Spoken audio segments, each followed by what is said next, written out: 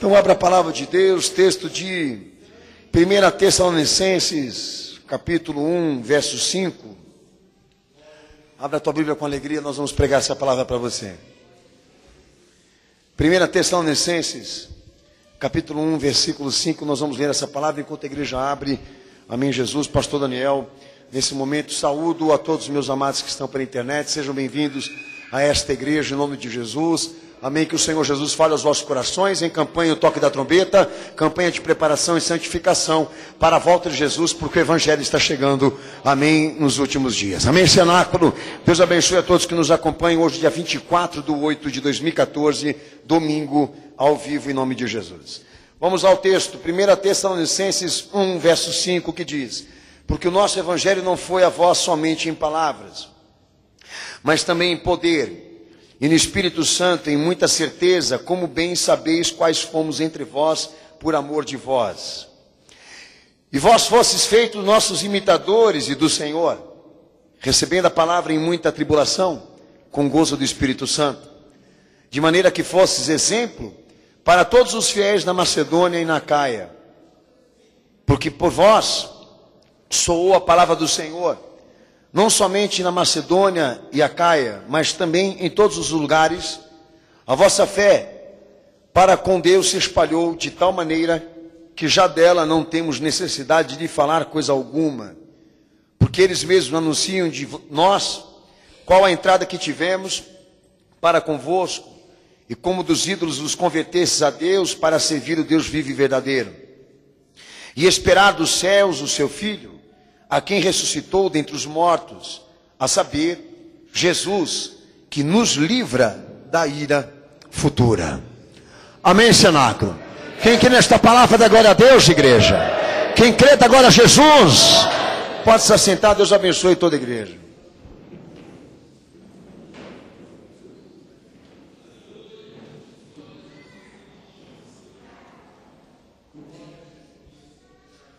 Todo instante, todo momento em que você lê aquilo que se escreve depois dos evangelhos, é uma coisa importante falar isso para a igreja aqui, que você entra na história da primeira igreja. E entrando na história da primeira igreja, da igreja que Jesus constituiu, da igreja que ele instituiu, debaixo de orientações, de princípios, de fundamentos. Quando você entra dentro da história dessa igreja, você se choca com a seguinte realidade: não há mais igrejas. E é uma das verdades que a história da igreja primitiva poderia nos ensinar hoje, nos tempos que estamos vivendo aqui. Que nós olhamos e não enxergamos. Há motivos inúmeros, mas eu quero ressaltar algumas das coisas que me preocupam, irmãos.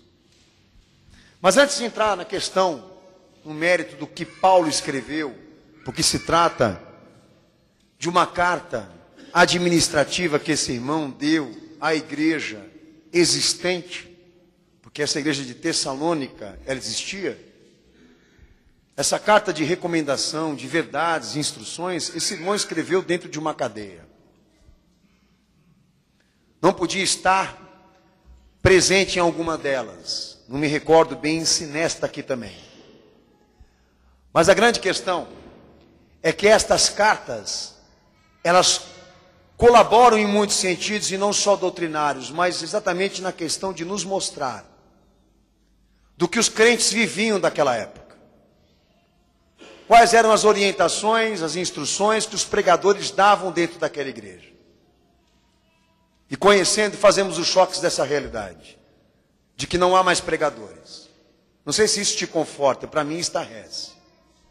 Mas Paulo, quando ele entra com essa carta a Tessalônica, ele coloca 4 importâncias aqui que eu quero ressaltar aos amados irmãos. Uma delas, a primeira, ele enaltece, exalta as verdades fundamentais. Sabe o que é uma verdade fundamental? Que a Bíblia, a palavra de Deus, a Escritura Sagrada não permite ser debatido, quanto mais modificado. Fundamento quer dizer o seguinte: meu amigo, ou você obedece o que está escrito aí, ou você está condenado. Verdade fundamental no Evangelho quer dizer o seguinte: Deus não abre mão para fazer alguém feliz aqui. Porque quando se constrói uma igreja para Jesus, se constrói a partir dele, do que ele quer, não do que os homens pensam. Diferente talvez do que alguns aqui enxergam, ou então têm por ideia de igreja, é que a igreja funciona para o teu serviço, para o teu bem-estar. Nananina, não. Investigue, estude Bíblia, amigo. Igreja não existe para satisfazer público nenhum. Igreja existe para servir Cristo. E se queremos erguer uma catedral para Jesus, que seja debaixo do que Ele quer, não do que os homens querem. Fato.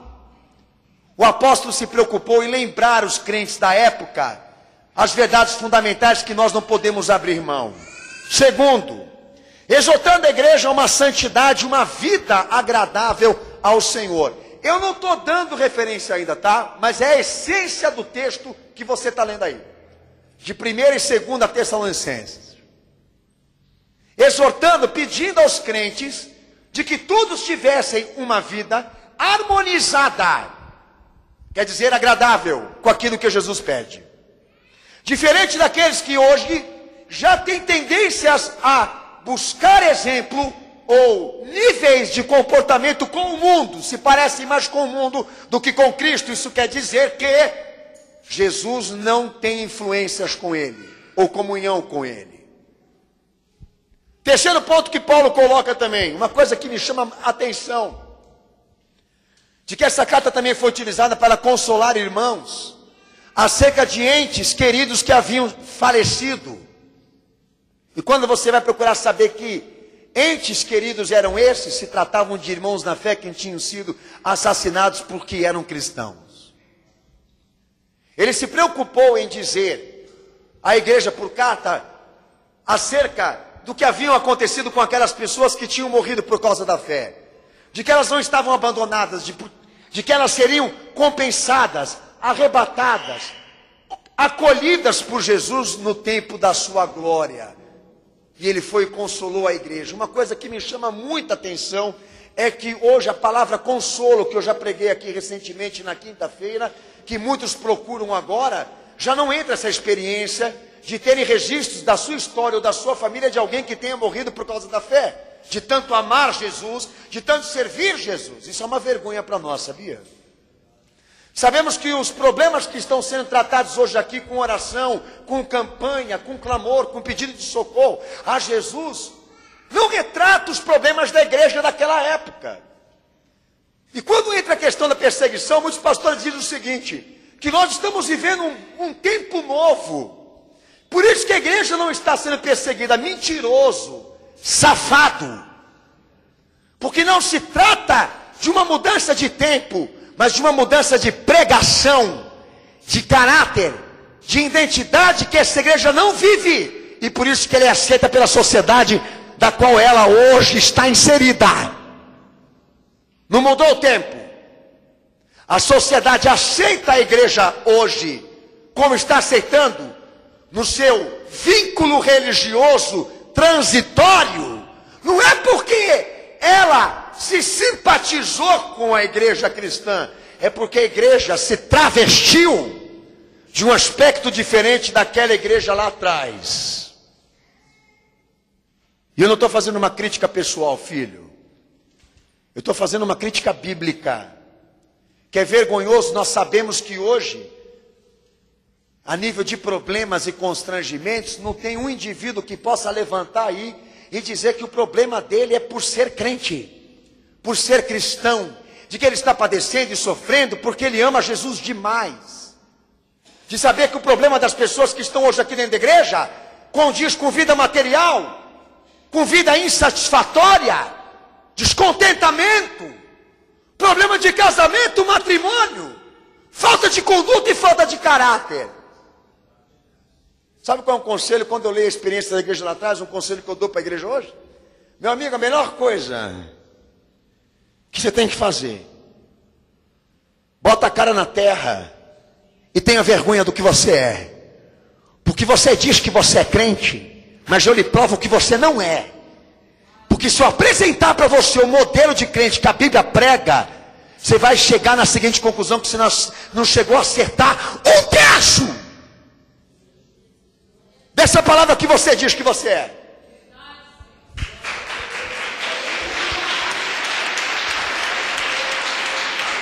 Uma observação, meu irmão, aqui. A igreja hoje não aguentaria uma hora de guerra, de perseguição. Não tem bala para uma hora de guerra hoje, esses crentinos aí, ó. Não aguentaria uma pressão da igreja católica hoje. Iriam utilizar o recurso da política para chegar num acordo com ela, caso ela se tornasse um governo totalitário como foi. Muita igreja ia se ajoelhar. E eu peço perseguição. Eu quero que a perseguição venha para acabar com essa farra, com essa safadeza que está dentro da igreja hoje. Porque os caras estão entrando dentro da igreja, estão frequentando a igreja, porque não tem pregação, não tem palavra. Amigo, eu sou de um tempo onde os homens tinham medo dos crentes. Os crentes eram vistos do outro lado. Por quê? Porque eles tinham medo até de conversar. Eu era perseguido por ser filho de pastor dentro da escola. Já apanhei quando moleque, porque eu era filho de pastor. Novo tempo, porcaria nenhuma. E não cai no agiotismo não, meu irmão. Porque o que eles estão anunciando aí, o evangelho não prega. Deus não muda de cara. Quem muda são os homens. Outro quarto ponto aqui. Instruindo a esperança da igreja. Que ele prega muito, a volta de Cristo. A nossa esperança sempre tem que ser esta.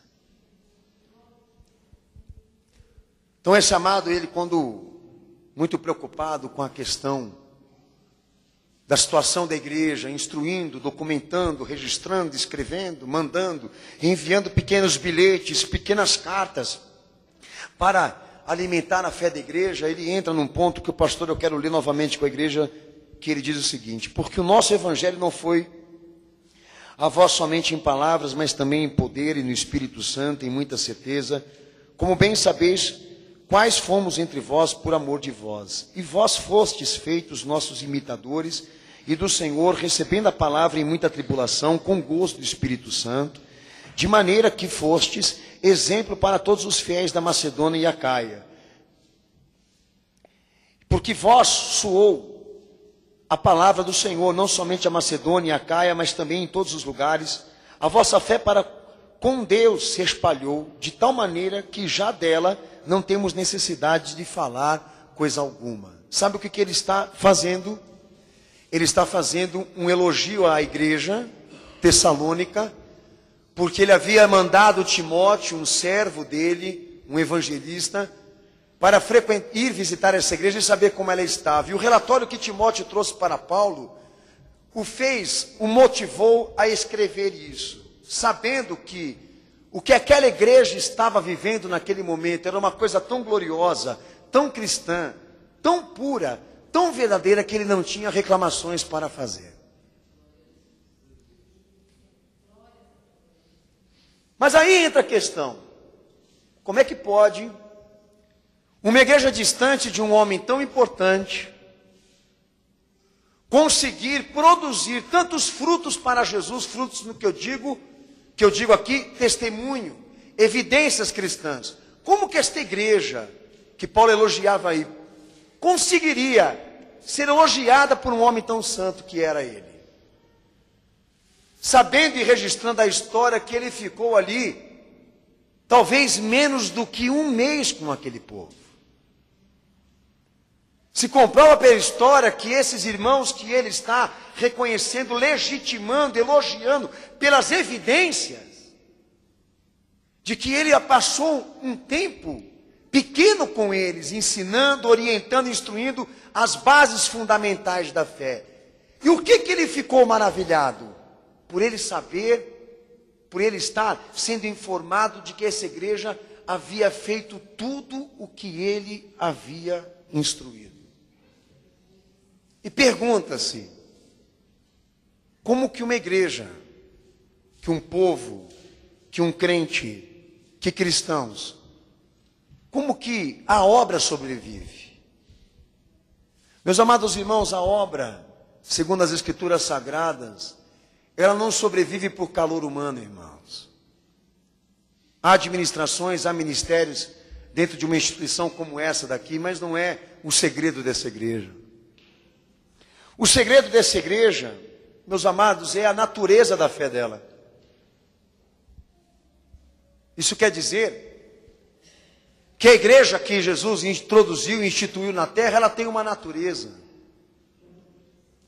E que se todos tiverem o seu pensamento fixo naquilo que foi pregado, anunciado por Jesus, que é básico, não tem muito segredo, é pequeno, mas grande, glorioso e infinito ao mesmo tempo.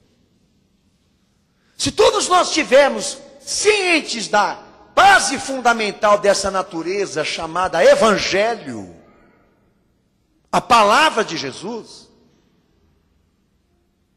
não há carência, necessidade de que seja feito alguma coisa a mais por essa pessoa, por essa igreja, para que ela seja crente, porque o Evangelho de Jesus entende que os alicerces dessa igreja que Jesus levantou na terra são feitos de valores, de princípios, de educação, de assimilação, de reconhecimento daquilo que Jesus fala. Na medida em que nós ouvimos e cremos, a estrutura dessa igreja se fortalece. Na medida em que nós rejeitamos, de que nós discordamos, de que nós descremos, essa igreja se corrompe, ela se desfalece. Porque a igreja que Jesus levantou, ela é feita de estruturas espirituais. Ela trabalha na área espiritual das pessoas, na vida psicológica, mental, espiritual, sentimental.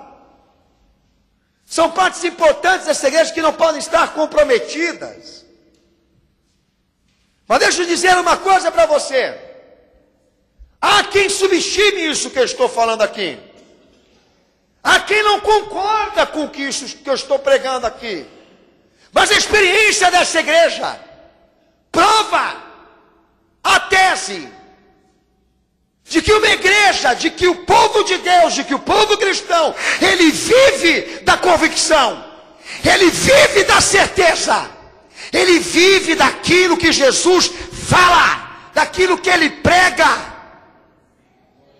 E que mesmo nós não tendo estruturas humanas, materiais, mesmo não tendo todo esse aparelhamento, esse aparato que a igreja monta hoje para fazer circo, para fazer show, ela sobrevive até entre as algemas, até dentro de uma prisão, sob ameaças, porque esses valores que Jesus colocou, marcou, escreveu no coração de cada um de nós. O diabo não pode fechar, nem apagar, nem impedir, nem interferir. E se a igreja ela está espiritualmente alicerçada, convicta no que Jesus prega, nós temos uma igreja da qual as portas do inferno não vão prevalecer. Porque ela passa a ser mais espiritual do que humana, mais espiritual do que material. Os seus valores passam a ser diferentes daquele que o mundo nesse momento agora busca para se consolar e para se enriquecer.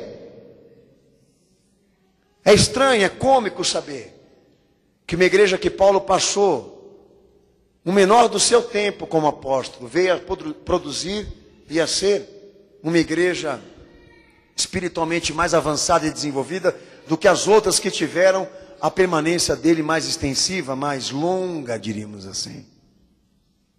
Por quê? Porque não se tratou só de palavras proferidas no meio desse povo, mas de um derramar do Espírito Santo, de um poder que fez com que essa verdade fosse escrita no coração de cada um agora. E quando Timóteo chegou naquela igreja, ele se maravilhou e trouxe para Paulo a seguinte informação: Paulo, esse povo está fazendo tudo o que o Evangelho manda. Estão sendo difundidos e conhecidos o testemunho de todos os crentes dessa igreja. cidades, povoados, estão sabendo as maravilhas que Jesus está fazendo no meio desse povo. E essa é a nossa realidade hoje aqui. Quando nós nos preocupamos com a questão de querer explicar o fenômeno da insuficiência de muitos aqui, porque nós não fomos tão agraciados, tão abençoados, diríamos como alguns foram, e por isso nós estamos aqui derramados, quebrados e falidos espiritualmente. Já se cogitou no movimento batista que a dispensação do Espírito Santo lá em Atos 2 foi diferente dessa que estamos tendo aqui agora. Para justificar a perca de milagres, de prodígios, de sinais que as igrejas vivem hoje. E será que nós temos duas dispensações? Por que eles inventam essas coisas? Porque eles não querem assumir que a igreja vive uma decadência. E a sua decadência é com a palavra. Porque quando nós queremos servir a Cristo, quantidade não vai alterar o fator da obra final. Porque quando nós queremos ser crentes, basta uma ministração de Cristo poderosa sobre nós, para sairmos desse culto hoje sabendo o que Deus quer da nossa vida, sabendo o que Ele quer de nós. O que a igreja lá atrás não tinha, Bíblia, e mesmo assim conseguiu sobreviver com pequenos bilhetes, com pequenas cartas. E você com a Bíblia pronta aí no teu colo, você não sabe explicar o fenômeno da tua insuficiência. Você não sabe, mas a Bíblia sabe, amigo. A tua insuficiência é porque você não tem uma natureza de referência. Você não sabe de quem você é. Você não sabe para onde você vai. Você não sabe o que você quer. E como um crente que se diz ser crente, isso soa mal nos ouvidos do Evangelho. Uma igreja que conseguiu sobreviver aos ataques do diabo e produzir cristianismo frente a uma perseguição temorosa, marcante, e nós aqui com toda a condição favorável, até tecnológica, não estamos conseguindo levantar para Jesus uma igreja fiel, com 66 livros canônicos confirmados, com autoria confirmada, testemunha confirmada. Não estamos conseguindo ter a crença, a confiança naquilo que afirmamos e pregamos aqui. Que sinal maior vocês querem? Que sinal maior vocês pedem para Jesus do que já foi dado? Segundo o meu Senhor, para os fariseus, o único sinal que será dado para esse povo aí é o sinal da cruz. É o sinal da morte, da crucificação do Filho de Deus. É ver o Filho de Deus descendo no coração da terra para pregar aos espíritos que estão em prisão. Não será dado outro sinal para vocês aqui. Especuladores. Porque os crentes se alimentaram de pequenos bilhetes. E a Bíblia, com 66 livros, não está sendo suficiente para te alimentar e te convencer de que Jesus Cristo é o Senhor. Mas eu vou entrar num outro ponto aqui. Falar para vocês sobre igreja modelo. Porque nós temos uma aqui. Né? Porque segue pelo Evangelho o seguinte pensamento teológico. Os discípulos são uma consequência de Jesus. Os discípulos são uma consequência do chamado de Jesus. E a igreja? Uma consequência de Cristo. E as outras igrejas? Uma coisa consequente da primeira igreja. Por quê? Porque o livro de Atos é visto na Bíblia Sagrada como sendo a extensão da obra de Jesus. O Senhor se ausenta, sobe em ressurreição, desce o Espírito Santo sobre a igreja, e a igreja é comissionada a fazer com que aquela trajetória que Jesus não vai poder fazer agora, ela represente. Então a ideia é que todas as igrejas que viessem surgir depois de Atos 2 tivessem a cara dessa primeira igreja. Porque essa é a igreja das igrejas, a igreja modelo. Começa exatamente a ser definido pela primeira igreja de Atos que havia um padrão fixo de orientação entre os apóstolos e os dirigentes, que não haviam brechas de discordância. Todos eles pregavam, falavam coisas referentes às obrigações de todas as igrejas. Para você que está me ouvindo hoje aqui, não haviam estilos, porque todas estavam padronizadas no modelo que o Espírito Santo iniciou na ascensão de Jesus. Quem concorda aqui diz amém. Isso quer dizer o que para você? Que foi definido no livro de Atos a igreja das igrejas, entendeu? E que esta igreja deveria ser a igreja das igrejas. Que todas estas deveriam seguir a sua natureza, o seu propósito, as suas referências. Tanto que é verdade que a igreja hoje é orientada pelo que eles pregaram dentro daquela igreja. Estamos sendo alimentados por experiências, ordenanças, instruções, etc, etc, etc, aqui, de coisas que eles falaram lá atrás, que servem para nós aqui, de normativa, inspiração, metodologia, seja como for. Então nós podemos falar sim, a igreja Senar a Fé é a continuidade daquela igreja de Atos, devido ao respeito que ela representa para nós, dando respeito ao que ela representa para todos nós, pois está nela o modelo padronizado, fixo, definido, que Jesus faz questão de que todos busquem um exemplo, a imitação, que foi uma das palavras que Paulo usou para essa igreja que eu estou pregando aqui. Vós sois meus imitadores como eu sou de Cristo. Então daí eu fico percebendo a seguinte questão, uma palavra poderosa que ele fala aqui, imitação. Vocês imitam o que a gente é, como nós imitamos do Senhor. Isso cria-se um vínculo que o diabo não pode quebrar, certo? Mas a gente entra no seguinte ponto aqui, por que o povo não percebe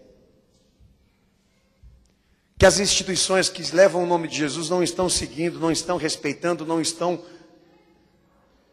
alimentadas, exempladas nisso, irmãos? Por que será que o povo se confronta tanto com ideias e debates, com brigas e discórdias? Eu também sou a favor de que não haja briga e não haja discórdia, porque nós já temos um modelo para seguir. É simples assim. Coisa esta que Paulo se maravilhou naquela igreja por saber que o que ele via acontecendo lá com aqueles irmãos é o que estava acontecendo com ele e com aqueles outros também. E a obra da singularidade para parecer que o Espírito Santo administrava com liberdade, né? Todo mundo vivendo uma unidade, porque tem um vínculo de fé poderoso entre os crentes daqui com os crentes de lá, e as igrejas respeitavam isso. Hoje não respeita mais, mas eu vou falar a nível de experiência para você aqui. Bom, tem muita gente dentro da igreja que qualquer igreja serve, o importante é ter um nome igreja e ser recomendada como igreja popular, conhecida. Qualquer igreja serve para ele. Mas deixa eu dizer uma coisa para você aqui. Há coisas importantes que os que estão dentro da igreja não enxergam. Mas os lá de fora enxergam. É uma das coisas que eu mais fico assustado, para não dizer aqui indignado. Que tem pessoas lá fora agora, com mais ótica, sensibilidade e percepção, de saber mais sobre a igreja do que aqueles que estão dentro dela. De chegar exatamente na seguinte conclusão, de que as igrejas não têm mais uma natureza bíblica naquilo que elas exercem. E eu falo igreja, eu não falo liderança, eu falo gente, pessoas. Mas eu vou entrar num ponto com você aqui, que eu quero que você pense.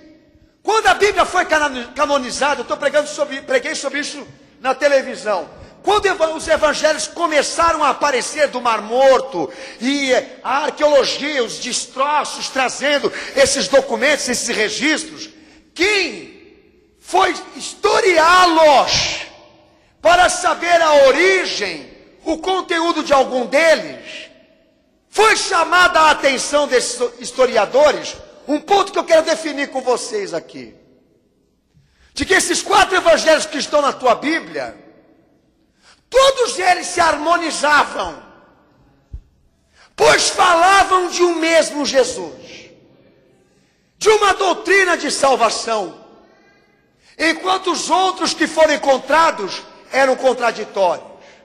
Chama-se a atenção da ciência, que não tem vista de fé, mas tem estudo, que esses evangelhos que foram encontrados, esses 4 registros, davam a Jesus uma autoridade maior do que o próprio registro.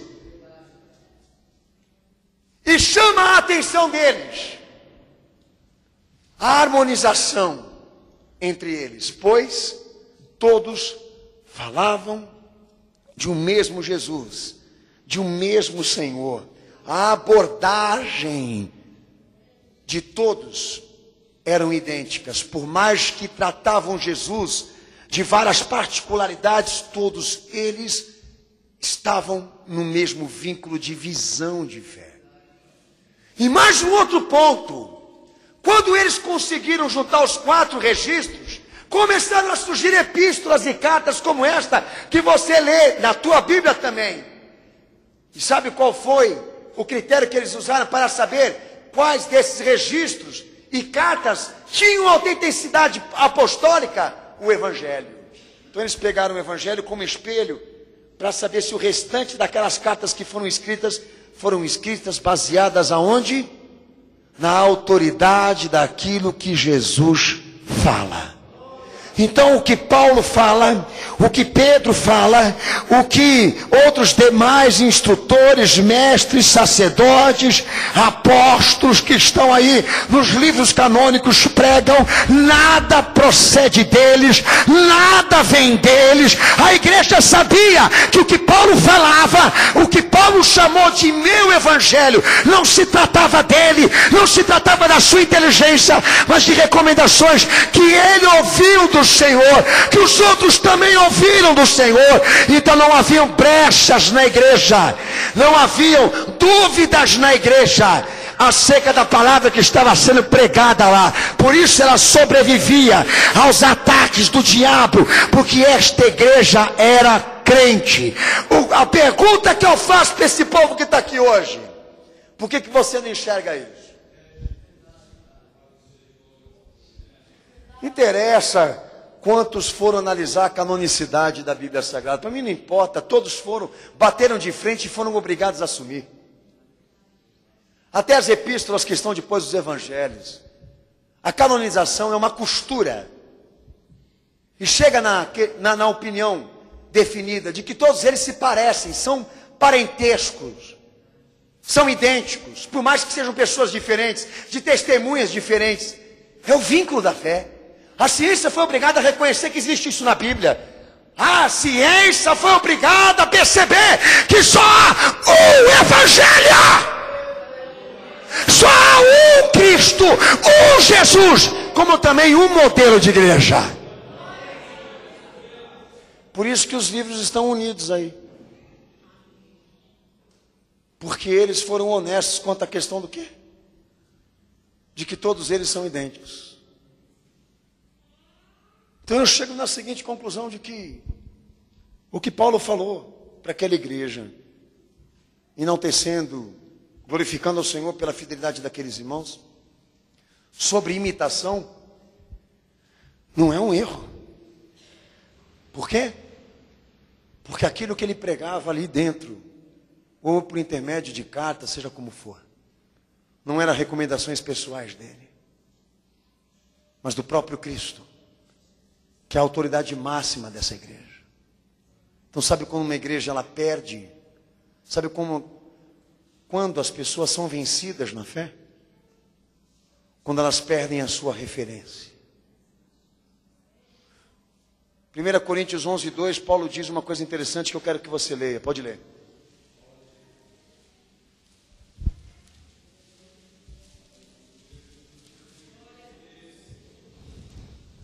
Pode ler, Senaco.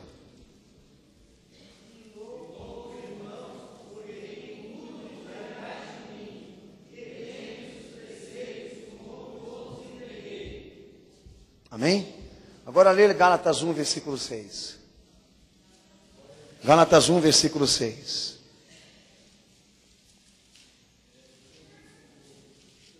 Olha como que as coisas são. Bom, eu me maravilho quando eu olho para lá e vejo que o povo está retendo aquilo que Jesus fala e está vivendo como se Jesus estivesse mandando. Olha aqui para cima aqui e vê que não é o homem falando, é Jesus falando, porque a palavra é dele.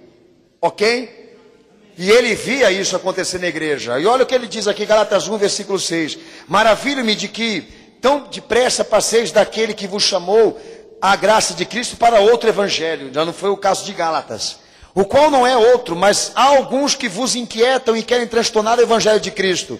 Mas ainda que nós mesmos ou outro anjo do céu vos anuncie um outro evangelho além do que já vos tenho anunciado, seja excluído. Assim como já vos dissemos, agora de novo também vos digo, se alguém vos anunciar um outro evangelho além do que já recebeste, seja anátema. Persuado agora eu agradar a homens ou a Deus? Procura agradar a homens. Se tivesse que agradar a homens, não seria servo de Cristo. Mas faço-vos saber, irmãos, que o evangelho que por mim foi anunciado não é segundo os homens, porque não o recebi nem aprendi de homem nenhum, homem algum, mas pela revelação de Jesus Cristo. Nós temos um padrão fixo de instruções aqui, políticas, sociais, morais, religiosas, que não procedem, não saíram de inteligência humana nenhuma. O que nós pregamos aqui é o Evangelho de Jesus. Então, pelo amor de Deus, igreja, não ouça outro tipo de orientação, de instrução, de aconselhamento, de inspirações. Por quê? Porque o Evangelho que nós temos que obedecer, a regra que nós temos que servir, a doutrina que nós temos que nos submeter, é aquela que Jesus pregou, é aquela que ele anunciou, que começou pelos discípulos, os discípulos aos apóstolos, os apóstolos às igrejas, e da igreja primitiva às outras igrejas, que essa deveria ter ou ser a ordem do fator, a igreja das igrejas, que não é o que está acontecendo. Por quê? Porque daí a gente escuta do povo, Valmar, sabe o que é, pastor? É porque há muita corrupção dentro da igreja. Então deixa eu dizer uma coisa para você, amigão. Não é porque a igreja perdeu exemplo, que você busca dentro do meio evangélico hoje e não enxerga um exemplo, que o evangelho faliu por causa disso, porque ele não perdeu natureza. Jesus não tem nada a ver com aquilo que andam fazendo por aí. Ele não tem nada a ver com a corrupção ou com a história da corrupção dessa igreja que já marcou gerações.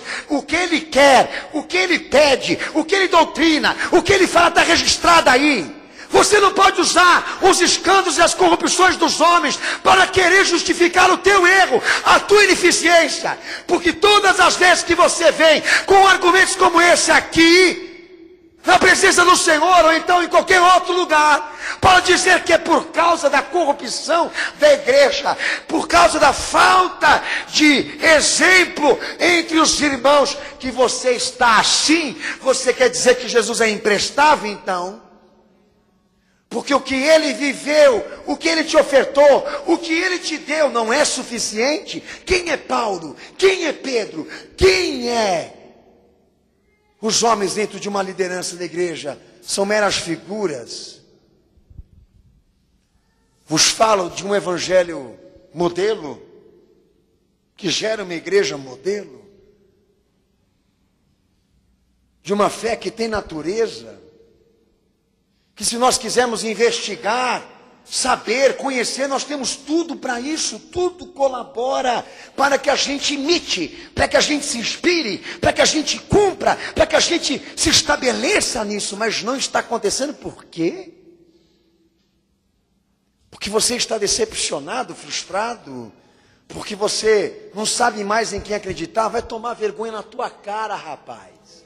Jesus dá a vida dele na cruz, registra a pessoa, a obra, a missão, testemunho, milagres, faz os homens escreverem tudo aquilo que ele fez, que ele falou em 3 anos, para alimentar a igreja. E você vem dizer para mim que o fator da desgraça espiritual tua é porque o teu pastor e a tua igreja te decepcionou? Ah, pelo amor de Deus. Deixa eu contar essa história para você. Um irmão fiel ficou 1 mês aí ministrando sobre vocês, e nós estamos felizes da vida, porque esse 1 mês bastou para vocês se tornarem uma igreja de referência de Cristo para a vossa época. E vocês estão 15, 20 anos, 30 anos, nessa caminhada de fé, e não consegue atolar a vaca do brejo, rapaz. Por causa do quê? Porque você não teve colaborações, incentivos, e sem dizer a questão de seguir as tradições, os costumes, porque se o papai fez uma igreja assim, o filhinho vai ter que seguir a igreja do jeito que ele enxerga o evangelho. Tanto que papai chegou e falou para mim isso. Eu disse assim para ele: papai,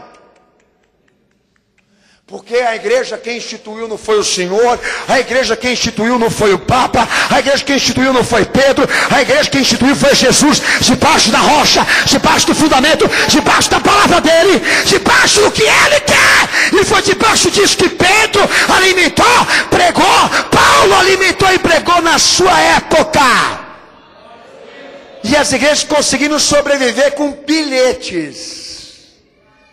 E você não está conseguindo sobreviver com todos esses argumentos aí, debaixo dos teus olhos. Perguntando que hora que Deus vai confirmar o meu chamado. Que hora que Deus vai confirmar quando eu devo ir. Você está próximo para cair no inferno e não sabe disso ainda, não é? Porque o teu chamado já foi. A tua hora já passou. O evangelho já está esgarçado.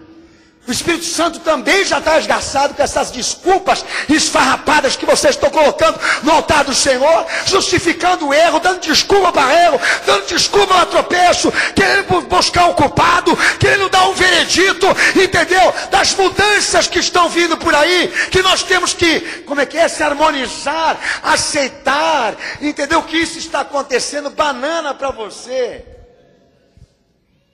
Você está caindo na moda da igreja do novo paradigma porque você é covarde que nem eles.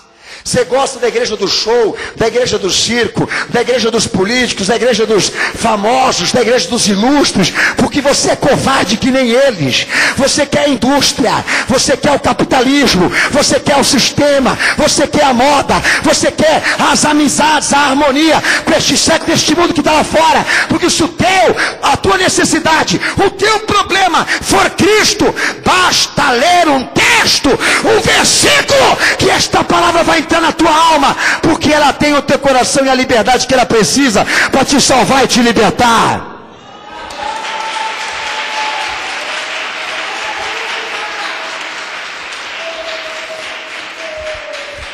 Então, deixa eu dizer uma coisa para você.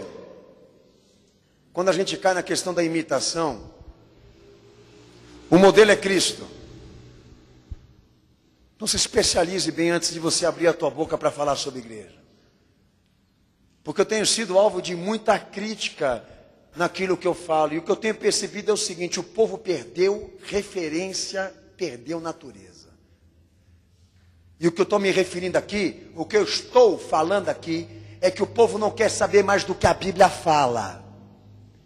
E os calhodas, os safados, quando você aborda eles na Bíblia, eles são tão audaciosos, maliciosos, que ele diz: mas isso daí é naquela época, isso daí é da história lá de trás, isso aí aconteceu com eles. Então agora é outra igreja, outro tempo e outro Jesus. Paulo já disse: se os anjos do céu, se eu vos pregar um outro evangelho, seja excluído, para não falar maldito aqueles que aceitarem. Por quê? Porque Deus não muda, Jesus é o mesmo e a palavra dele também. E a igreja modelo segue, a igreja das igrejas. Eu estou fazendo de tudo para ficar dentro dela. Estou fazendo de tudo para ver evidências na igreja que eu prego. Mas tenho sentido falta. Tenho lutado, mas não tenho conseguido vencer. Tenho perguntado para o meu Senhor, até quando a gente vai se deparar com essa manobra humana, querendo exatamente criar um outro nível, um outro aspecto, uma outra forma para a igreja atual. Porque eles estão aqui entre nós. Eles estão aqui. Eles estão ouvindo essa palavra hoje aqui. É como você e tua mãe e teu pai. Você tem um produtor genético. A igreja também. E agora você entra aqui e quer dizer para mim que é concebível uma igreja não ter a cara do pai que a gerou?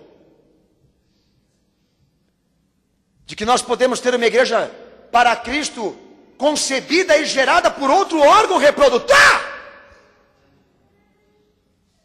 Cujos princípios, prioridades, mandamentos, conduta, orientações sejam diferentes. Onde se explica isso na Bíblia? Na Bíblia não se explica. Nas teorias filosóficas se explica. A igreja não morre enquanto ela se mantém alicerçada, alimentada pela palavra que Jesus prega. Se formos crentes naquilo que Jesus prega, o diabo não vai poder contra nenhum de nós.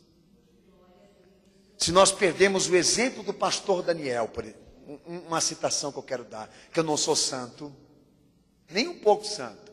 Pergunta para minha mulher se eu sou santo. Sou não. Mas por carga d'águas que eu não tenha mais o exemplo daquele homem que está pregando agora,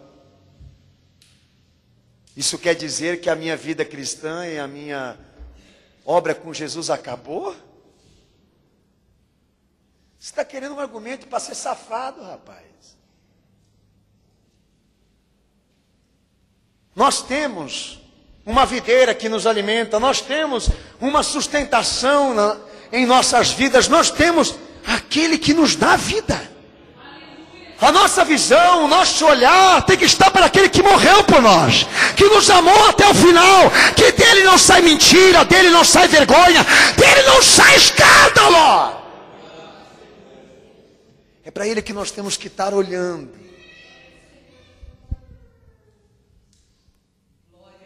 Versículo 9. Paulo começa a identificar 3 tempos vividos por essa igreja, da qual eu quero fazer meditação com a igreja aqui nessa noite.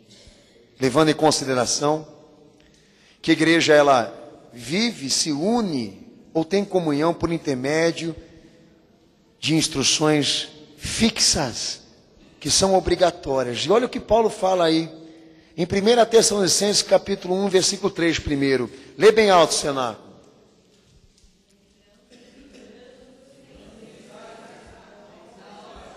Amém, irmão. Lê todo mundo junto aqui, para de viajar. Lê todo mundo junto. Vai com força.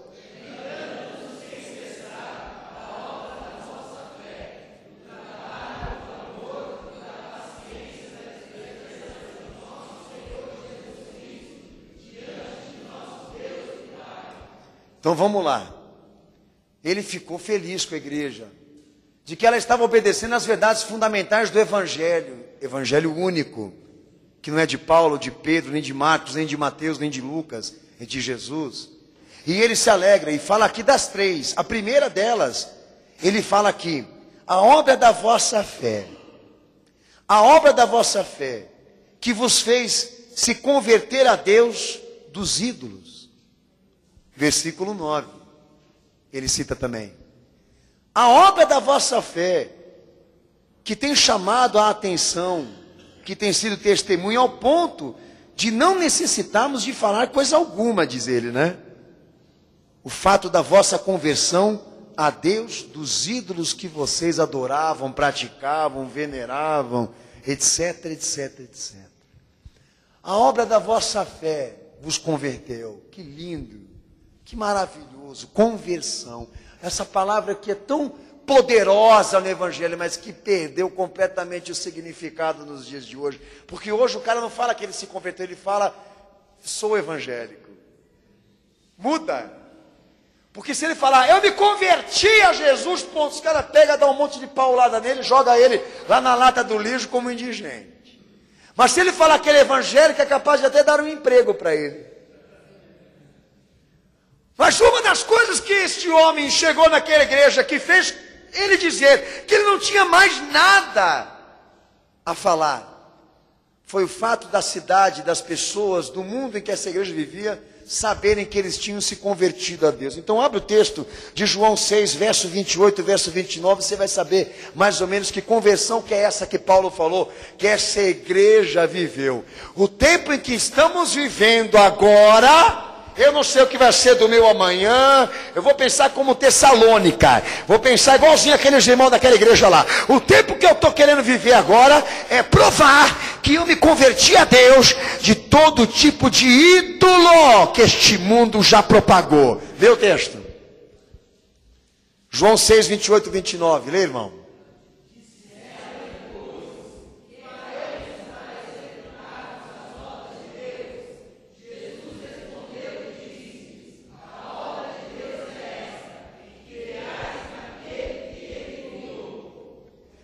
Jesus tem uma obra com você, sabia, lindo? Olha para mim aqui, não é gravar CD, fashion. Viu, fashion? Fecha a câmera, dá um look. Não é essa obra que Deus tem com você. Ô, lindão, você está aqui para aprender, entender, aceitar Jesus na tua vida como condição única. A obra que Deus tem com vocês é crer naquele que Ele enviou. A obra da vossa fé, que me maravilhou, é o fato da sociedade hoje saber que vocês se converteram a Jesus, e aquilo que está em Cristo passou para vós, e as descrições, as obras que Ele viveu, que Ele testemunhou, vocês estão vivendo e chamando a atenção daqueles que vos olham, que vos analisam, que percebem, que podem analisar, que isso tem muito a ver com aquilo que se prega no Evangelho, o que essa igreja está vivendo aí agora.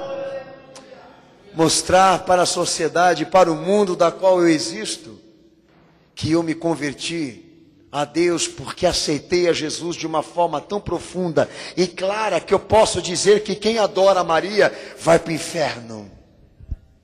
Que quem tem aptidões religiosas para venerar santos, entidades canonizadas, vai queimar no fogo do inferno, porque o Evangelho diz que há um Salvador e um só mediador entre Deus e os homens, Cristo Jesus, que se fez homem e obra de redenção por nós.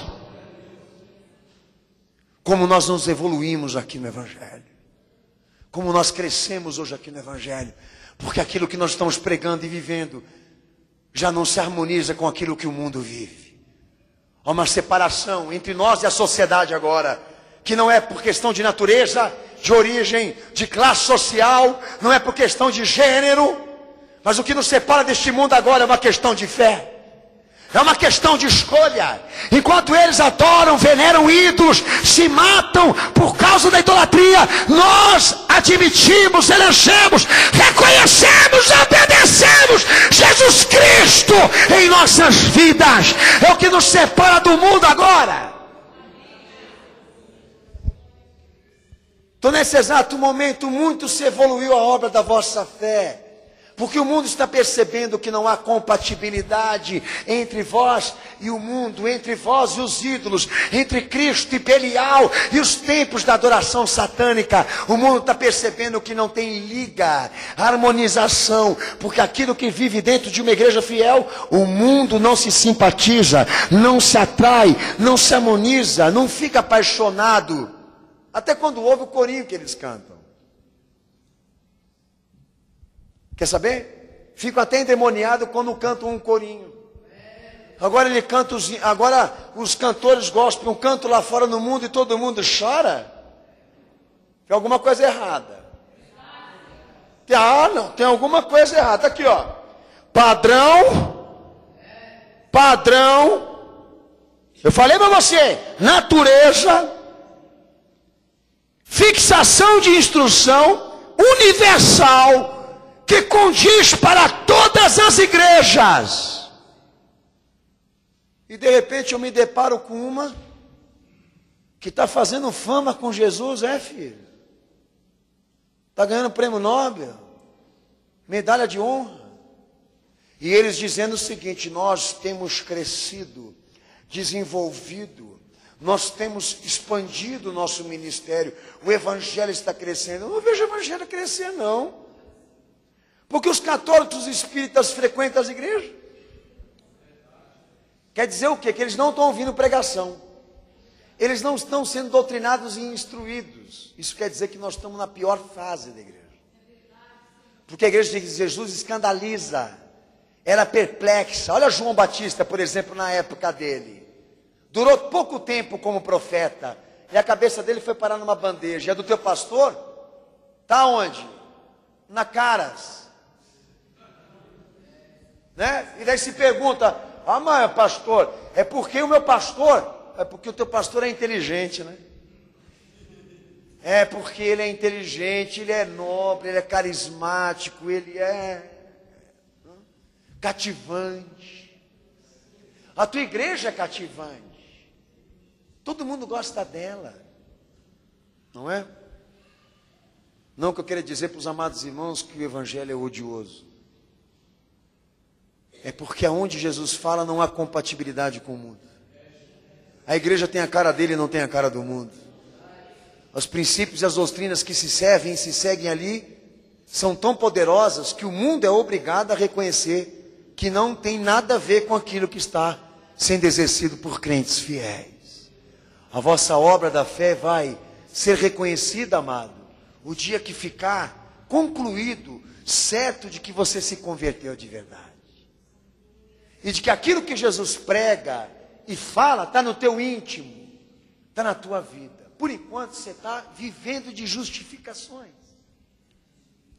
de desculpas esfarrapadas, querendo convencer Deus que a tua impotência, a tua insuficiência se deve ao fato de você não ter tantas provas e incentivos como você precisa.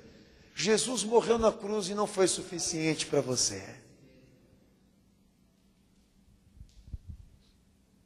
Então, para você se consolar, para você dizer que você não está mal, você vai e pega uma igreja cujo está partida ao meio nos valores.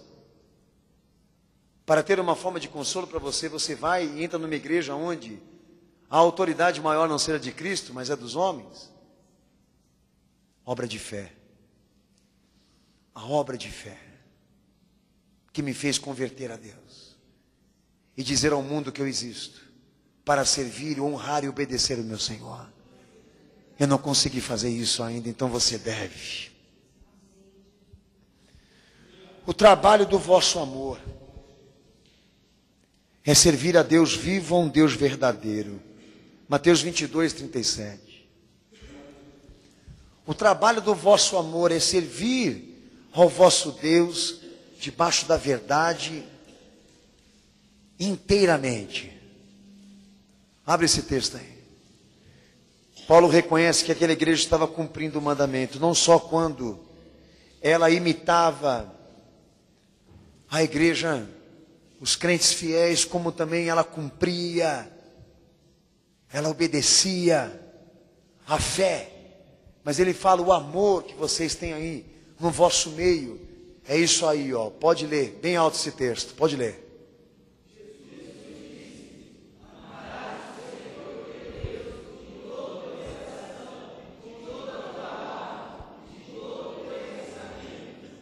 Leu de baixo, irmão. Amém. Maior e primeiro mandamento: amar a Deus acima de qualquer coisa. Fico comovido com o trabalho do vosso amor, porque vocês têm servido ao Deus vivo, ao Deus verdadeiro, acima de qualquer coisa. Daí eu lembro aquela passagem do meu Senhor: quem quiser me seguir, toma a sua cruz, renuncia a si mesmo, vem e me segue. Porque a condição do mandamento é dizer o camarada que está querendo ser salvo por Jesus. Que a vida que nós estamos aqui para ganhar é a vida de Cristo, não é a nossa. Amar Jesus mais do que a família, amar Jesus mais do que a sua própria vida, do que qualquer coisa. Porque aquele que me negar, viver por mim assim, não é digno de mim. Foi determinado pelo mandamento que o nosso ganho aqui é mediante a perda. Para ganharmos Cristo e a salvação, nós vamos ter que perder muita coisa que a gente ama e muita coisa que a gente gosta de fazer. Então cumpra o maior mandamento. Se tem algum problema, cumpra.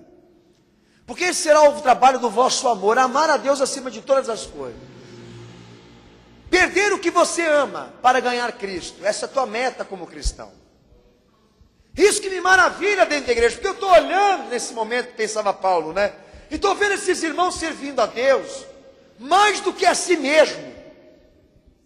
Servindo a Cristo pelos outros, mais do que a sua própria família. Estou olhando, estou vendo Jesus operando nessa igreja, operando entre aqueles que professam o seu nome, porque servem a Deus inteiramente, o Deus vivo, o Deus verdadeiro. Um trabalho de amor.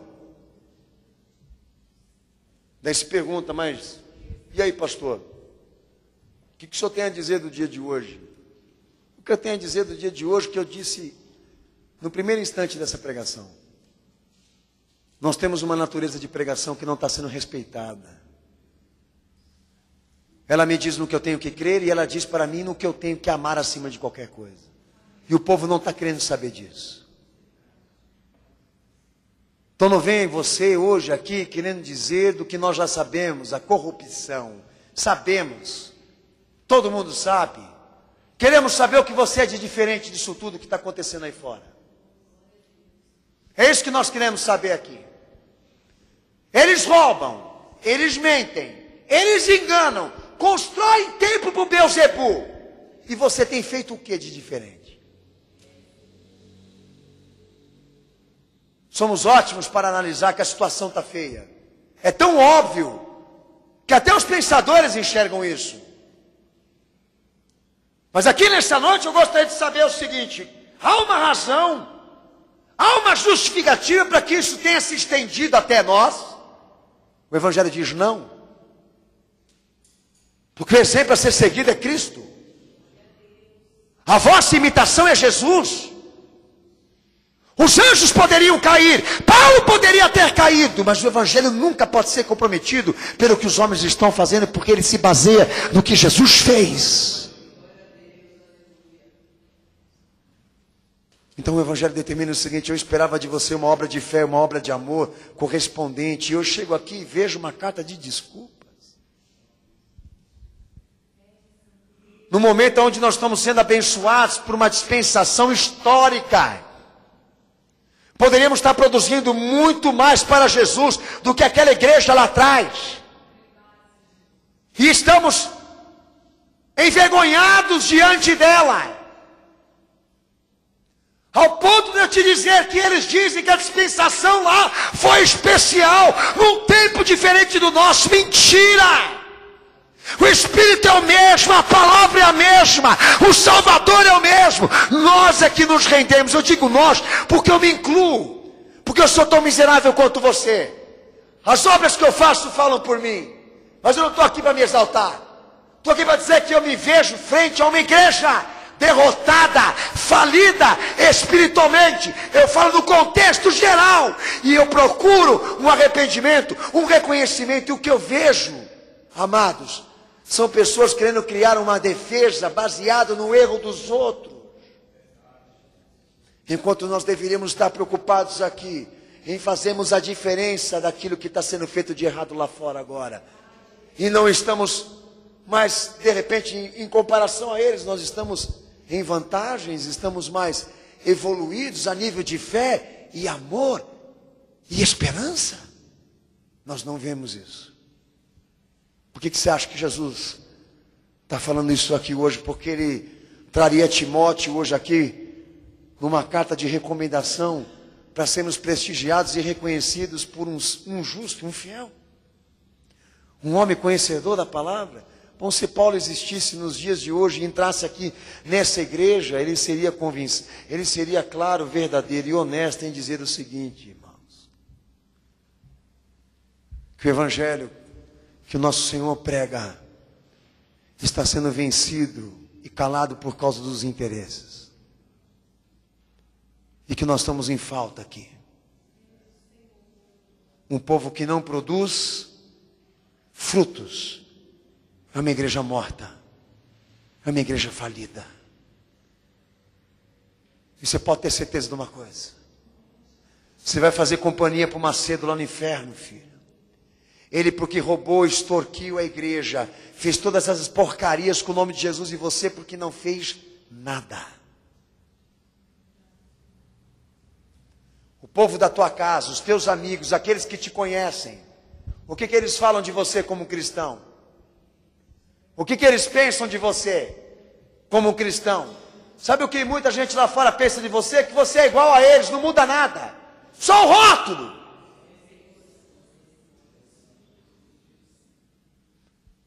E você deveria estar envergonhado por causa disso.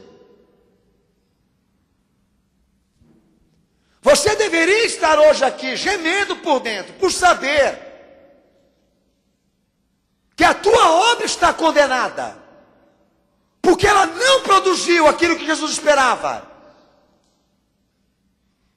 E que você está a risco de ir para o inferno hoje, porque não está sendo sincero e honesto com você mesmo, em reconhecer hoje aqui o quanto você tem trazido de pesar para o nome de Jesus, de tropeço e escândalo para o nome de Cristo. Então está numa hora de você repensar acerca disso. Parar de ser esse egocêntrico, essa pessoa dura que você está sendo, e chegar na seguinte conclusão: baseado no que Jesus pregou, no que ele viveu, no que ele pediu, no que ele ordenou, pesado na balança, eu chego na seguinte conclusão: estou em falta. Não é a opinião do pastor que vale, a opinião da igreja, a opinião pública, mas o que Jesus pensa, o que ele fala, o que ele prega, o que ele exige, que nos mostra hoje aqui que algumas coisas precisam seriamente serem consertadas nesse lugar. E devem ser levadas em conta por muita gente que está ouvindo essa pregação hoje aqui. Eu não consigo comprovar conversão, não consigo comprovar para o meu Senhor um amor pleno, absoluto com Ele. Por quê? Porque eu estou exigindo dele mais alguma coisa que Ele não vai me dar. Talvez seja por causa disso, não é? Versículo 10. A paciência da esperança. Eles tinham uma paciência com a esperança da fé. Esperar do céu o seu Filho Jesus, a quem ressuscitou dentre os mortos, a saber, Jesus, que nos livra da ira futura. Lê Mateus 24, versículo 42, em nome de Jesus. Pode ler em voz alta. Mateus 24, versículo 42.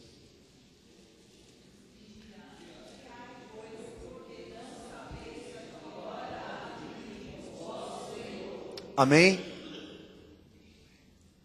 Paciência na vossa esperança. A pergunta seria o seguinte: mas ele queria dizer o que para aqueles irmãos? Ele queria dizer talvez o que eu não posso te falar hoje aqui. Na verdade, o que ele disse lá atrás eu não posso dizer aqui.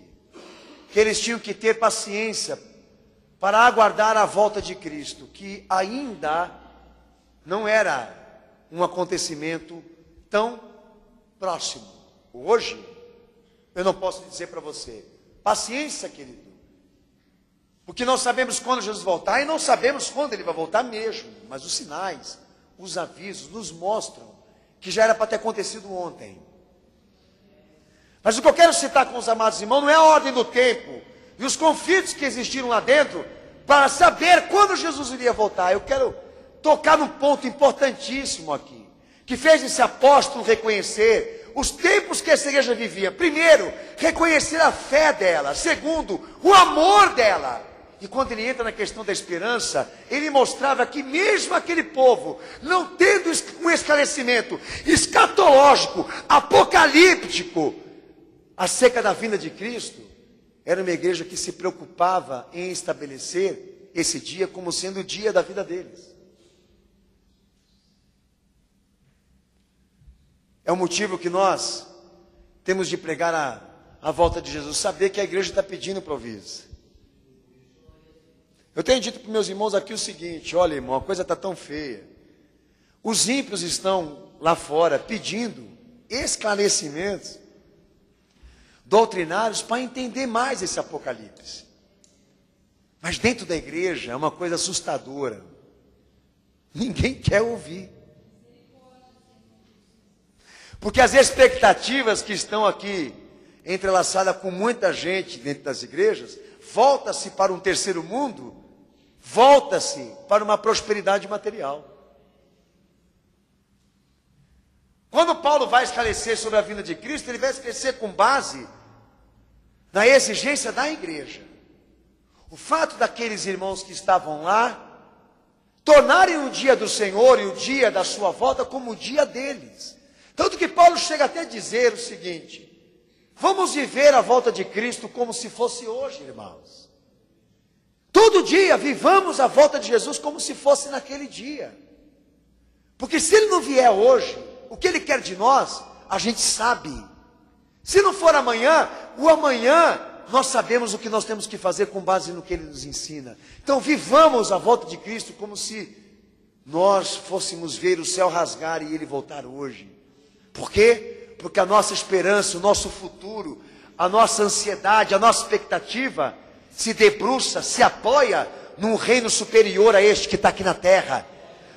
Se debruça e se apoia numa expectativa gloriosa, porque nos leva para o alto, nos leva ao encontro dele nos céus, quando ele se manifestar. Então tenhamos essa esperança acesa como uma lamparina em nosso coração, para que ela não se apague, para que a gente sempre esteja criando um futuro baseado em Cristo, não baseado em nós. Um futuro que Deus nos deu, não que o mundo nos influenciou, não que as tradições nos influenciaram. Então eu chego na seguinte conclusão: que aquela igreja, além dela ser crente, além de ser uma igreja verdadeira, ela tinha propósitos alicerçados com o futuro que Deus impõe para crentes.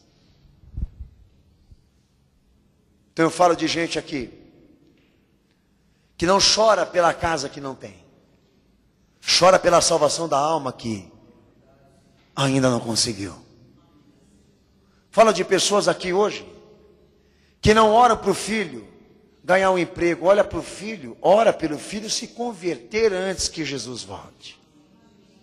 Fala de gente que quando dobra o joelho no chão e Jesus não voltou, ele aproveita esse tempo em que Deus deu a ele para usar dos recursos da fé, que é a oração, o jejum, a consagração, para interceder pela alma dele e pela alma dos outros, para que quando Jesus venha, todos estejam preparados para recebê-lo no céu.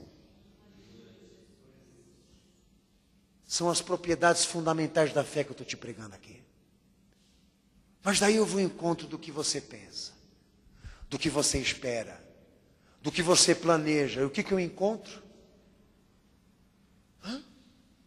Eu me deparo com uma coisa mundana, com o rótulo Jesus.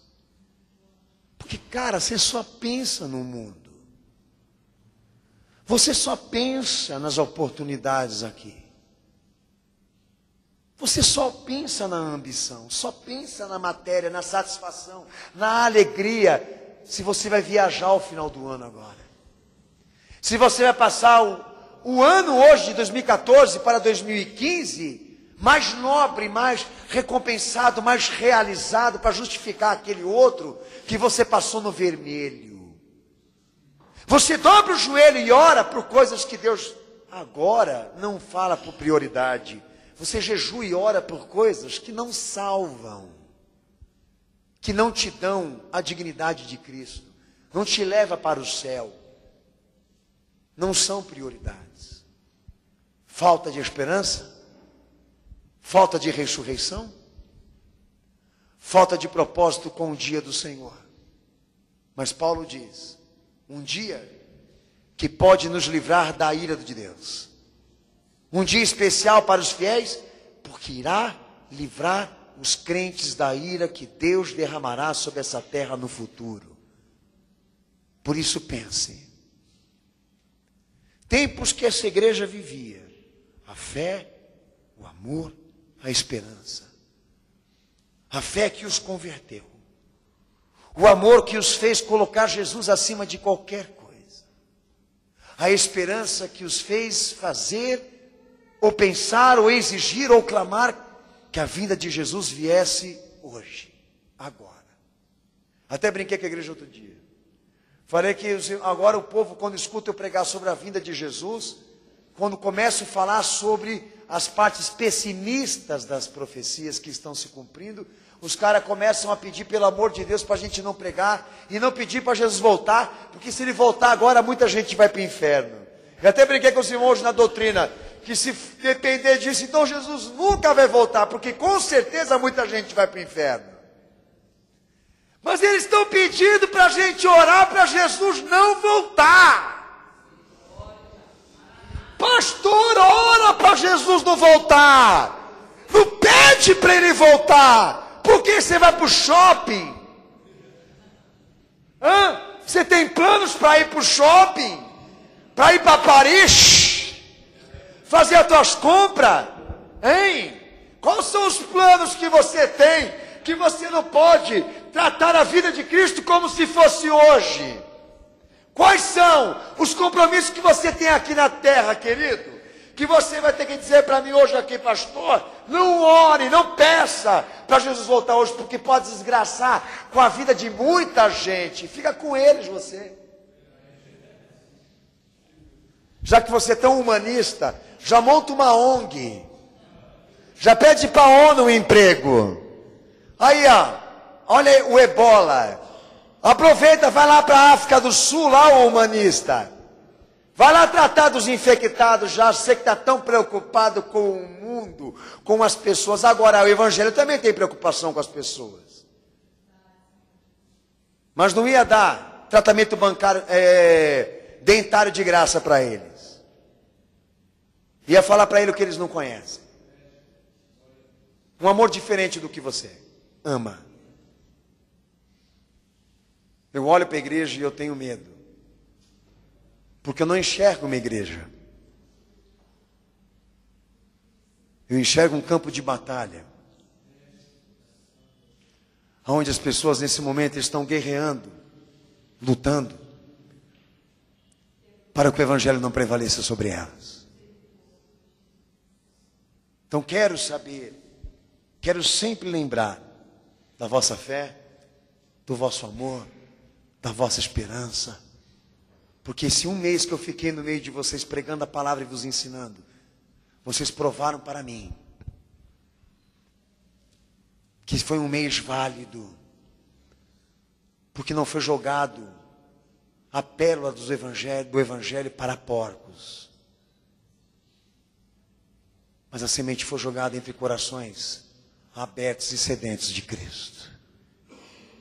Então eu defino que aonde há a necessidade, a vontade, o querer, não precisa muito de investimento de palavra, não, nem de tempo, porque eles automaticamente, pelo poder de Cristo, vão gerar a igreja que Jesus espera. Para alguns aqui eu já desisti. Tenho para mim que eles não se convertem mais, porque há 15 anos eu prego para eles e eles não conseguem sair do buraco que eles estão. Não tenho mais esperança. Baseado nisso, que não é o tempo que faz um crente, mas o tipo de coração com que ele ouve a palavra.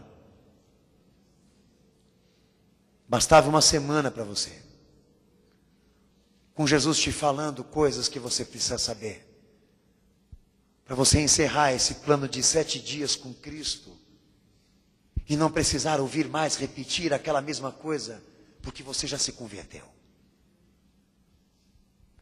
Mas falam de um povo de reciclagem, que você tem que sempre estar discutindo aquele tema, porque eles nunca estão convictos daquilo. sempre estão duvidosos, incertos, espeitosos. E essa é a nossa questão hoje aqui com muita gente nessa igreja. Que aí Deus me revela, o Espírito Santo de Deus me fala. Quanto tempo de igreja você tem? Quanto tempo, filho, de evangelho você tem? E o que sucedeu? O que aconteceu? Nada. Explique isso. Você deve explicações. Se você não souber explicar, Deus vai te cobrar de qualquer jeito. Porque tem gente aqui querendo arrancar justificações baseadas em coisas que Deus não perdoa, não desculpa. Lembra a palavra do meu Senhor? Antes de eu vos falar, vós tinha desculpa dos vossos pecados, mas agora porque eu vos falei, vocês não têm mais desculpa dos vossos pecados. E é isso que nós estamos vivendo aqui hoje nessa igreja. Um cristianismo fútil, banal, material, vaidoso, centralizado, egoísta, dono de si mesmo, de sua razão, só pensando com os seus problemas, só se preocupando com as suas particularidades.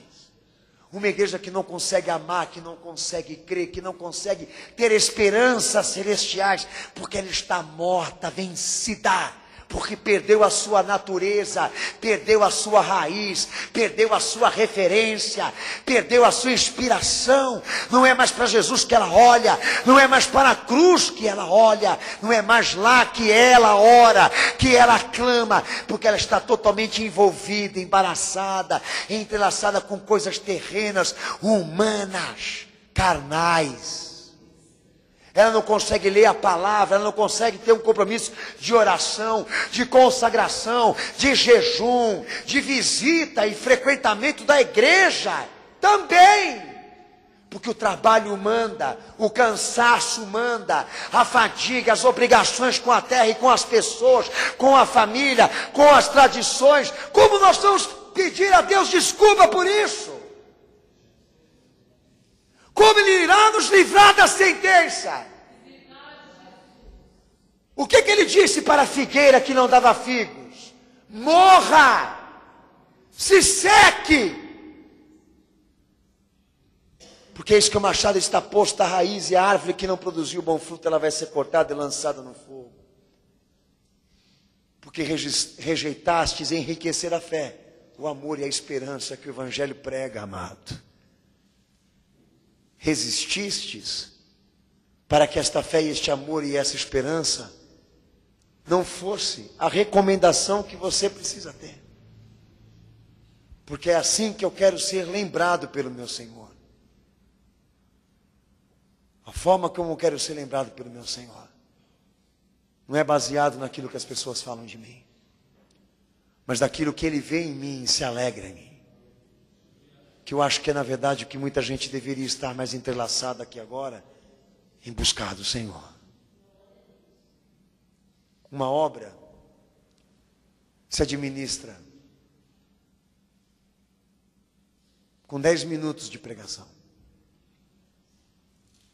Nós estamos chegando a mais de 1h30.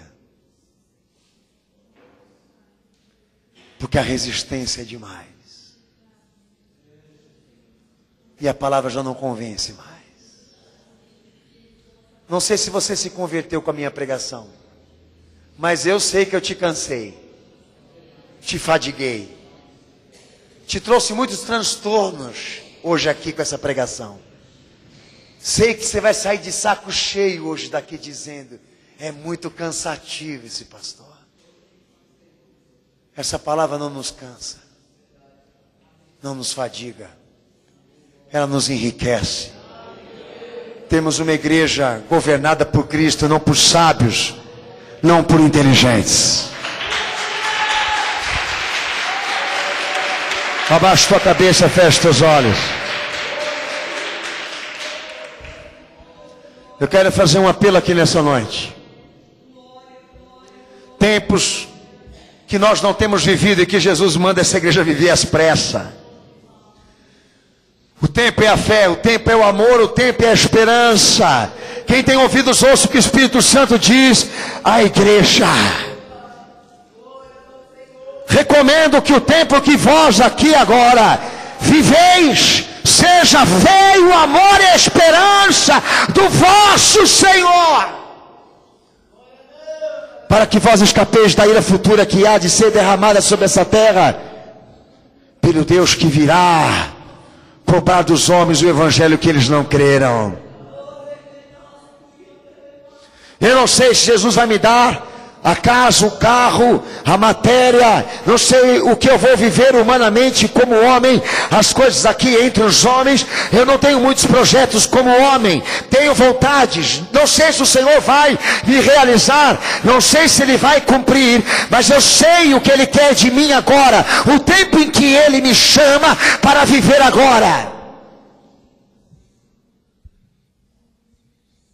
E aqueles irmãos lá receberam, você não. Você está enrolando. Está faltando fé, amor e esperança. E você está querendo se buscar conforto para isso ainda, filhão. Está virando uma Laodiceia. Uma igreja convencida. Uma igreja vaidosa.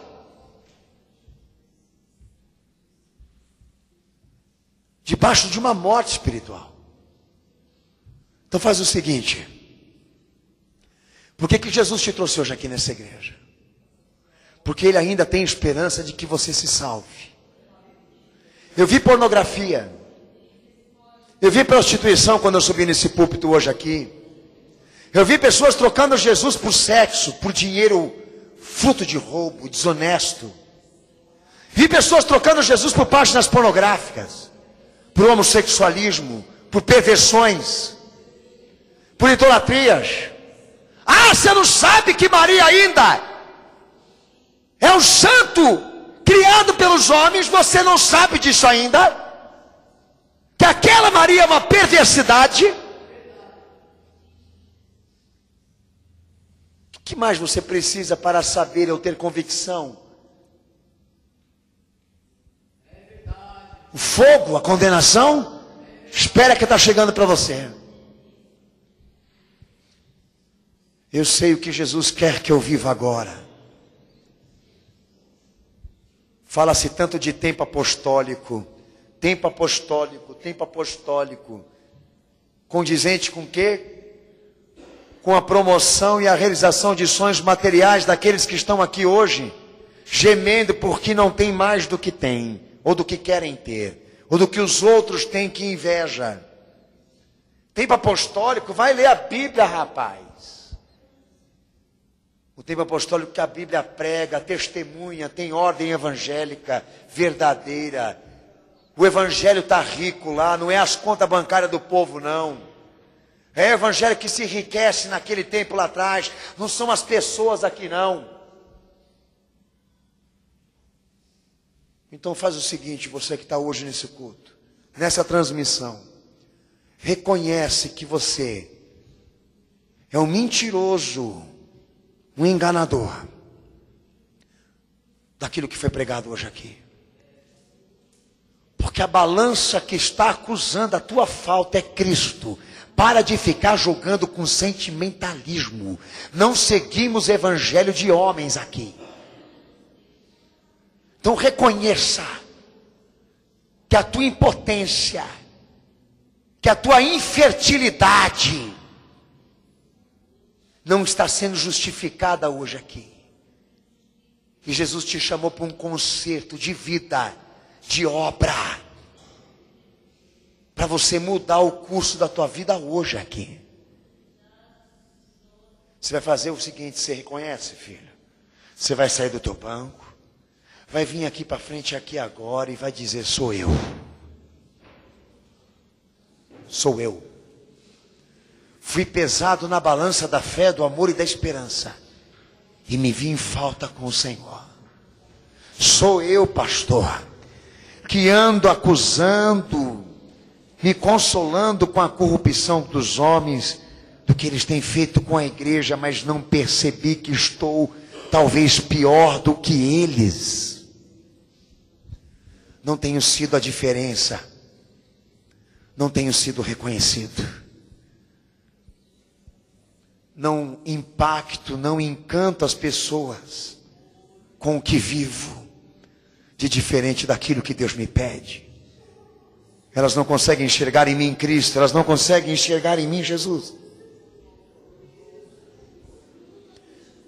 E é muito bom quando você escuta de uma pessoa que ela te diz assim: há alguma coisa diferente em você que eu não estou entendendo. Há alguma coisa na tua forma de falar, alguma coisa no teu comportamento que eu não consigo entender. Você é de qual religião? Eu já fui abordado por pessoas assim. Você é de qual religião? Daí quando eu falo que eu sirvo a Jesus, eu escuto dizer de alguns assim: ah, entendi. Agora eu entendi. Você vive Jesus. Você segue a palavra dele, não é? É muito bom quando a gente escuta isso da sociedade que está lá fora, cansada, esgotada de escândalos,